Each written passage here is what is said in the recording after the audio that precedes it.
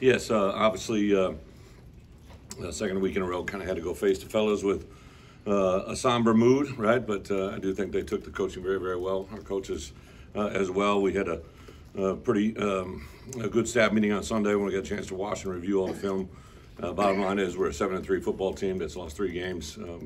There were one-score games. We were able to win some of those close ones as well, but obviously the 3 that you lose are the ones that stand out in your mind. So we've made a lot of good progress around here in a lot of different areas, but for us to get to where we want to be, we got to pull through in those moments, to add another score, to prevent one score, to create something in a kicking game. There's a million different ways you can get to it, but I think the one thing that has really impressed me is our guys have been resilient, have been very coachable, have been into the moment and are eager to learn. So that presents us with this week's opportunity. From an injury standpoint, we'll continue to gather more information during the course of the week. A guy last week that wasn't able to join us has already been cleared for practices and prohibiting anything going wrong. Seth Coleman will be with us, who's another really good player that has really progressed this year, has given us a lot of critical plays. I thought Gabe Ackus, in reality, stepped up in a big way on Saturday and continued to be very impressive. And Alec Bryant, to be quite honest, really showed up. There was one play that was a mental bust, but other than that, I was very impressed with Alec, another good player that we've got out of the transfer portal that's helping us in a big way. So, but Josh McCray, Chase Brown, both those guys are trending in the right direction. Very positive and excited, but don't know where we'll be by Friday for the trip and Saturday for the game. It will allow us to, continue to rep some of the guys. I thought Reggie Love's continued to pop in and do some good things. Chase Hayden has been waiting for his opportunity. Jordan Anderson, we've been on the verge of playing a couple different times, so those guys in particular, the running back position, and then Pat Bryant and T. Strain are both guys that are in concussion protocol, and as they move themselves through it, I don't have an answer to where they'll be on Saturday, but they're definitely progressing in the right direction. So with that, I'll open up for questions. Where does that leave Taz? Oh, I'm sorry. Yeah, Taz. Incredibly tough young man. He actually had a pretty significant injury. He dislocated his wrist and played a couple more plays after it was dislocated, which is absolutely amazing. But it shows he just did not want to come out of that game. Came over and actually, right before we were taking the defensive field, JB in the doctor's camp and said, "Hey, we're taking Taz up for X-rays," and I literally just said, "Well, why is it just now?" Because it kind of happened a little bit, while the offensive series was driving down the field, and he's like, "Well, they just came to us." Taz was trying to get his. He was trying to come up with a way that he could go back in there, right? But then he finally went over to JB, and it's a dislocated wrist. So he literally had surgery on Saturday during the course of the game. Met with the docs always on Sundays, and I give a lot of credit to our medical staff. They called a doctor out of the stands that was here to actually go over and perform the surgery on Saturday afternoon, and then he'll actually, if everything progresses correctly, he'll have a second wave of surgery here. So it's you're looking at a timetable of probably 4 to 6 months for recovery for him. So unfortunately, Taz is out for the year, and unfortunately at the same position as T. Strain. We also lost Rello. Rello, as you saw last week, came out for the final game recognition. A guy that came in like literally 3 or 4 days before camp started, played a significant role for us in the win over the first game of the year because we didn't have another. Taz was injured in that game, so we had him pop in that game, and then I believe Taz got injured the 10th play of the Iowa game, and Rello played the rest of that game, played extremely well. So another portal transfer guy that has been a game changer for us, has really done a nice job, and to lose him, we lost him literally on the last play of the half in the Michigan State game, in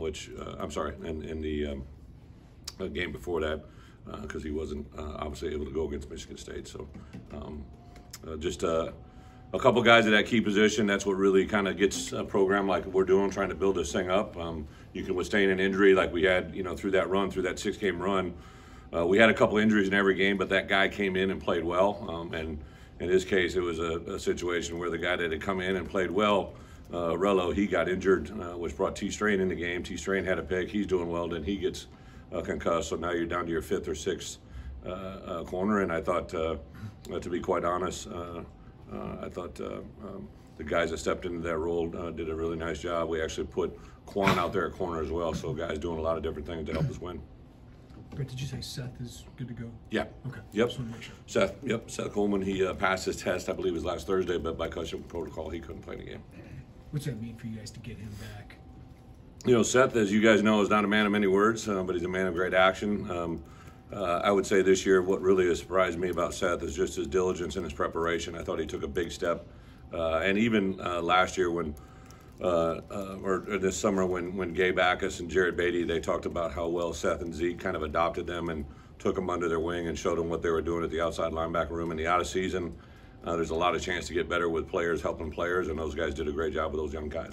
Coach, you've talked a lot about adversity, dealing with that. Mm-hmm. Now you face in Michigan with a bunch of guys hurt. Tell me, is that adversity? Is that what you're kind of talking about? I get it. From the outside world, yes. From the inside our building, it's the next opportunity, right? Yeah. I just can't stress enough that that's how we kind of look at things. That's how we talk about it. You know, to get a chance to go play Michigan at Michigan, there's literally nobody on our roster that played through normal means. So the only two guys that played at Michigan so far on our roster is Art Sitkowski, who played when he was at Rutgers, and obviously Chase, who played while he was at Western Michigan. So nobody on our current roster. I even thought Palcho and Marquez would father time into that slot, but neither of them. I told them yesterday, you know, I've been able to experience a win as a player and a coach in Michigan Stadium, and what that meant and how it felt. And I think that's something that our guys are excited for the opportunity ahead of us. As the road venues have gotten bigger and maybe louder, you guys have responded. What's been key for good road play this year? You know, I did bring them back to a year ago. There's a lot of guys on our team that played at Penn State. So, you know, it's similar in nature, 110,000 or whatever the number ends up being on Saturday. It'll be a cooler environment. So the fact that we played in that last week, I think, is a positive thing. We'll play in it and practice in it this week. Our guys kind of embrace, you know, the moment to go into somebody else's place and live in that moment. I pointed out to them, we have a 74-man travel roster that'll match their 74-man hotel roster. We play on the same field. We share the same tunnel, as I'm sure everybody has heard, right? So we have a lot of the same things. It's just about who lines up and plays well on Saturday. Right, you've talked about player development, but when you look at like a Tyler Strain and a Xavier Scott, is there any other better way for them to learn than what happened to them on Saturday? You know, I think especially at that position, you really, you know, I give Aaron Henry, you know, I've been with Aaron for a long time, man. I've seen him as a player, as a coach, the skill set he coaches, the way he delivers. Obviously, Ryan has a big factor in that as a play caller as well. But, you know, Xavier Scott was a guy that we ran out of scholarships. I knew I wanted him. I was hoping no one else was going to scholarship him on signing day. We got him the blue shirt and come here without a scholarship until the first day of classes. And I give our personnel department, personal relationships. We got Xavier really because of relationships. And T. Strain was a guy that we inherited here. He's really been on a pretty awesome journey since he's been here, and the way he played, to see that pick come his way. Even the week before, I know, you know, there's a play against Michigan State where it was a learning moment for him, kind of like Xavier had that learning moment on Saturday. But the only way you go through those is to learn from them. What we're building and what we're doing here has been a 10-game progress in so many different ways. You know, to be an October football team qualified for a bowl game, to be a team that's being talked about for a divisional title, to have the number of guys that we've had get injured down to probably the last 5, 6, 7 games and play as well as we have. As a head coach, I'm disappointed in the results, but I'm not disappointed in where we're at, and that's a key thing. It's paying off for us in recruiting. You know, I think there's going to be a lot of really positive things to the finish of this season to jump into next year. If I remember, you said you had talked with your team about the tunnel at Michigan Stadium after the Michigan State game. Just have you done that again, especially after Saturday's game? Got a little back and forth with Purdue. Oh yeah, we were just warming up in our end zone. I don't think that was you know, I've been here for 2 years. You guys have been here for longer than I have. I've never seen that happen. It was just two teams warming up in the same area, but it's a great point and a great segue. You know, I do know that today, Mark Torsani, so my chief of staff, Mark Torsani, came from Michigan. He'd been with Jim 3 years prior to coming here. So Mark is very well versed in the operations there at Michigan. I really don't foresee any problems. I know they put some things in play. I know Josh has had conversations. I just really hadn't concerned myself with those because I don't think anybody wants a head coach worrying about tunnel management. But I think our guys will know the protocol. It sounds like Big Ten has put in place some really good things to try to ensure those things don't happen, and we'll live in the moment and handle that day as it happens, but I really don't foresee it being a problem. I know you talked about just being upfront with your team about what's on the table. You said like Sunday meetings, you show them the world around them. Now without your destiny in your hands, there's a lot of scenarios it would take. Right. Do you just kind of pass by that, or do you still go through what it would take to get there? No, it's kind of been a work in progress, since I would say, we played in week 0. There wasn't a lot to talk about in that game, but coming out of the Indiana game was the first time I put the Big Ten standings up because we lost the only one we played in, right? And talked about the importance of divisional play, where it's at. Obviously, as we continue to win, we put it up every week. And this past Sunday, I put it up again and just showed them where we're at, and said there's a million different scenarios, like you said, could play out. But the only scenario that's important for us is to go to Michigan. Just like last week, we concentrated on the opportunity to play Purdue at home here. Obviously, there was a divisional title directly in the wings of it. We talked about obviously what we're going to do offensively, defensive, special teams. We talked about the officials we're going to face. We talked about the environment we're going to play in. All those things were a factor in the game, but none of it was talking about the Big Ten West title. It was talking about taking advantage to beat Purdue and playing for a cannon and all that goes into that. You got 3 wins as a coach against Michigan. And I didn't realize that one at Iowa. Player, yep. So that's 4 wins, a lot more than, like you said, anybody else on the team and in the program's history. What would that mean for you guys to go up there and pull it off another upset? Well, I think a win would be critical just because of where we are in our division, where we're in jockeying and putting ourselves for postseason play. To play Michigan and to beat them at Michigan, obviously, I think a lot of people talk about it, but for me, I don't see it as any different. Nothing disrespectful. It's a great atmosphere. I told them literally, if you love college football, which is why you're in this room, you're going to love Saturday, right? Get ready to be in one of the greatest home game environments to start the game. They're going to be all excited. One of the greatest things you can do is have the power to control your own destiny and play the way you need to play. So there's a lot of great venues in this conference. In my office, I have on one wall is Indy in the middle, surrounded by every stadium that we play in. Because in recruiting, I talk about that, right? Like, if we're recruiting a kid to Michigan, I'll say, hey, listen, come here, play for me, and I'll take you there twice, 2 or 3 times, right? I'll pay for the plane ticket. I'll give you dinner and let you play football with my uniform, right? And I use the other team's stadiums as a selling point. I know Iowa as good as anybody. I know Wisconsin as good as anybody. I've been able to have success, I think, in everybody's stadium. We actually won when I was a coordinator against Ohio State. There's a lot of great venues that if you play in this conference, that's a byproduct of those results. Do you guys point to Penn State last year? The experience there? 100%, yeah, for the guys that lived it. And then, on our team right now, we travel with 74 guys to every game, right? And of those 74 guys, you probably have a group of 15 to 20 guys that get it, right? That do it. They've played big-time football. They've won in big-time environments now, right? They understand the value in the personal matchups. Then you have this next layer of guys that are kind of, looking around and saying, hey, like, I can do this, but I haven't done it yet, right? And then you got kind of those freshmen that now they're 10 games into it. So Gabe Akis, right? Like, he should understand what it means now. He's just a kid that continually aims to please, so coachable, and to get those 3 different kind of groups to play together as one is a challenge. Like, last 2 weeks we've had disappointment, but I'll tell you, like last week, Julian Pearl and Isaiah Adams on that left side played as good a football as they've played together all year, right? Zy Chrysler did some good things, Luke Ford 2 weeks ago in the loss to Michigan State might have played his most complete game since I've been here. You have guys at times popping up and doing good things. We just haven't learned how to put it all together, and we're going to keep striving for that moment. It's a lot of fun to coach these guys. That's why, Saturday I was as low gets, but Sunday being around those guys brings you back a little bit. Even today in the building and meeting with some guys and being around my staff, you just feel that energy come back into you and know that you want to go take advantage. Are you hopeful with Chase? Obviously, everybody saw what happened to him on Saturday. Are you hopeful he can get back here? I hope just for Chase, right? Chase Right. is, he's captivated a special season. I think the things that I've learned about Chase have gone beyond even the expectations that I I thought he was going to be able to do the perimeter blocks downfield. He had a pass pro on Saturday against in my opinion, a very, very good pass rusher, a guy that I think will probably be able to possibly play on Sundays or get an opportunity to play. And he was in a one-on-one inside-out pass rush, and his pass pro was incredible.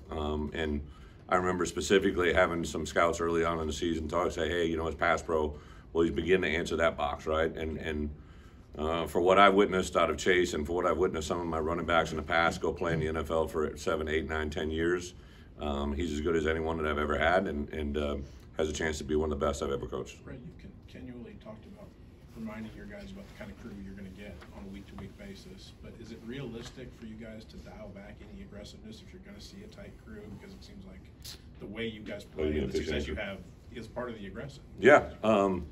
Yeah, I think that we coach the same every game.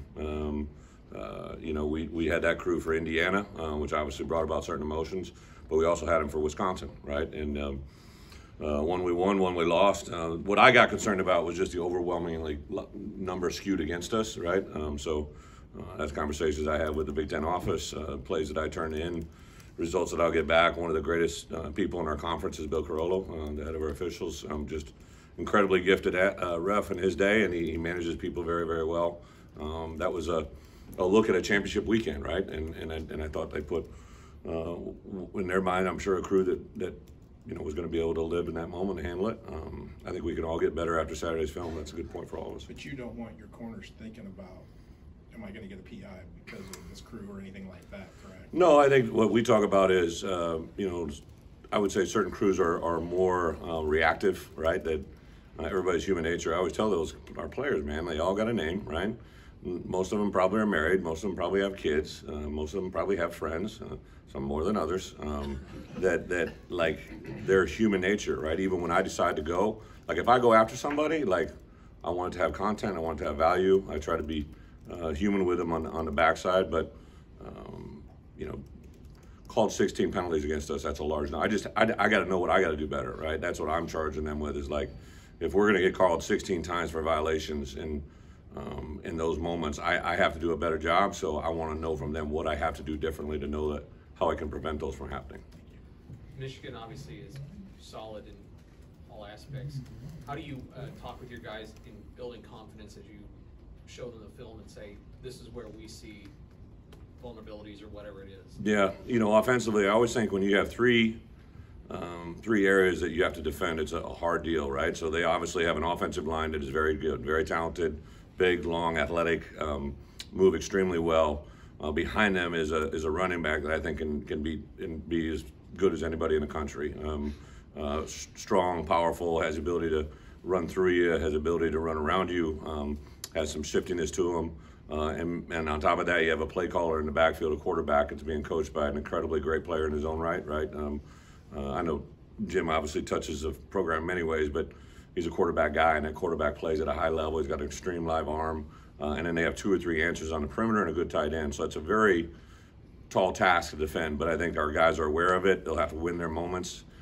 I told our guys early on, right, I don't need any NFL All-Pro player showing up for me on Saturday. I just need the best version of you, right? And that's the challenge this week for me as a head coach, for Ryan as a D coordinator, Barry as the O coordinator, Coach Snyder as our special teams coordinator. Just be the best you on Saturday, and we got a chance. Defensively, they got some edge players that are very, very unique. They have great versatility. I think their coaches use them very, very well. They have some good back-end players. They have a couple of dominant inside players. Their special teams are very accurate in what they do. Jim is a very good football coach. This is kind of cool for me to compete against him because I haven't had this opportunity, and have ultimate respect for him and Michigan and what they do. He's got a lot of good young coaches around him as well. That's fun to watch them have the interactions that they are. But just a really fun weekend to be involved with. I couldn't ask for anything I'd rather be doing than going to Michigan at 11 o'clock on Saturday. I know a lot of people would say that, but I sure as shit believe it. When you have a situation with, say, an injury like Seth, and it's late in the season, you have the option of bringing his backup in. You have the option of, let's play Gabe and Alec Bryant at the same time. You have the option of, let's overhang a linebacker, let's change the scheme. How do you go about that process to be ready for that decision of an injured player and what you do? Yeah, Robert, so twofold. I tell our coaches, basically when I hire them, I literally say, hey, there's a great coaching saying, right? That players believe that coaches play favorites, right?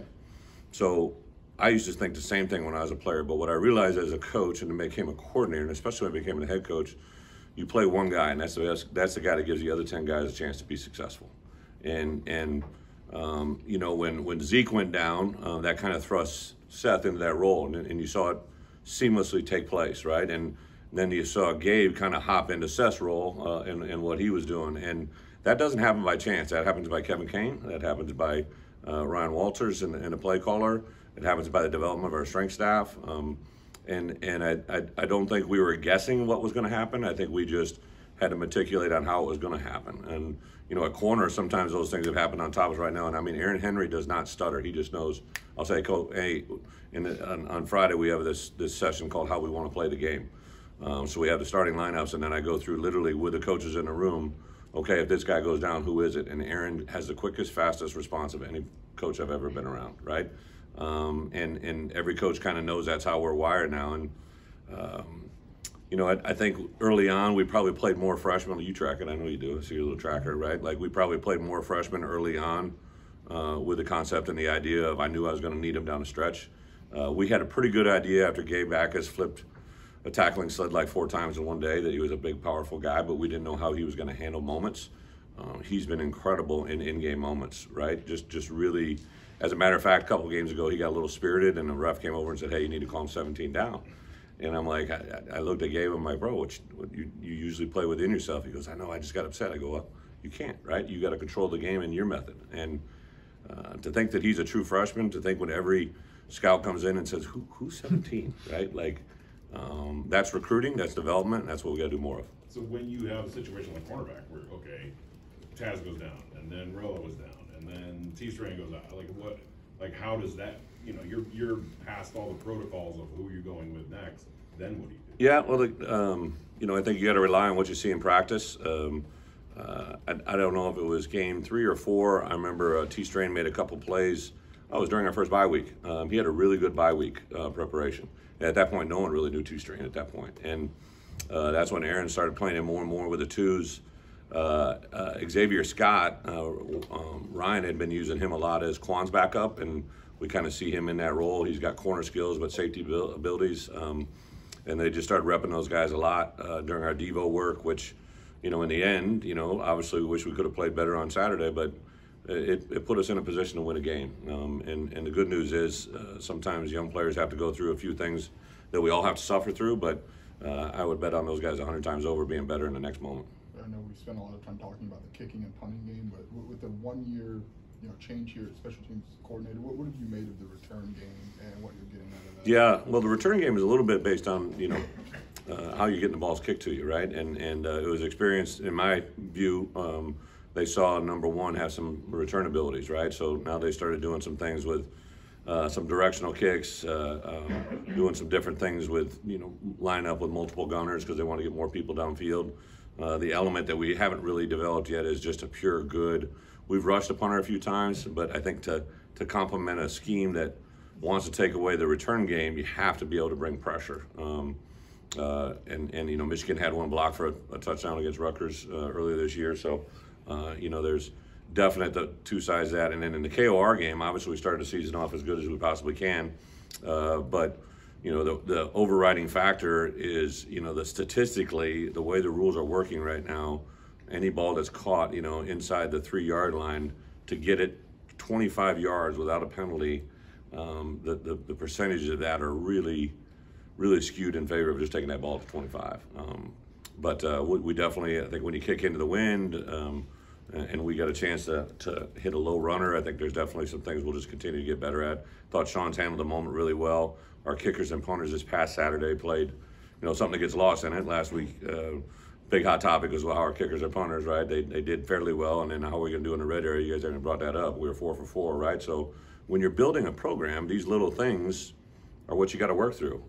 And believe me, I took notice of it, right?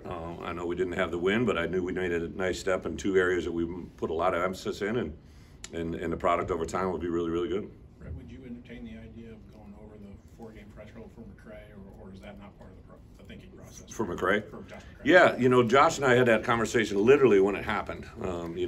2 weeks after the initial injury, when they were talking about the projection dates. I said, Josh, if I'm correct in the way I evaluate you and think about you, if you return in a scenario where it stays under the 4-game limit, great. But if you only get to play in 5 or 6, it's money ahead, because I don't think you're going to be at a level that to stay 4 years of a full complete year beyond is going to be hopefully in his wheelhouse. I think he's a good enough player that however that thing plays out.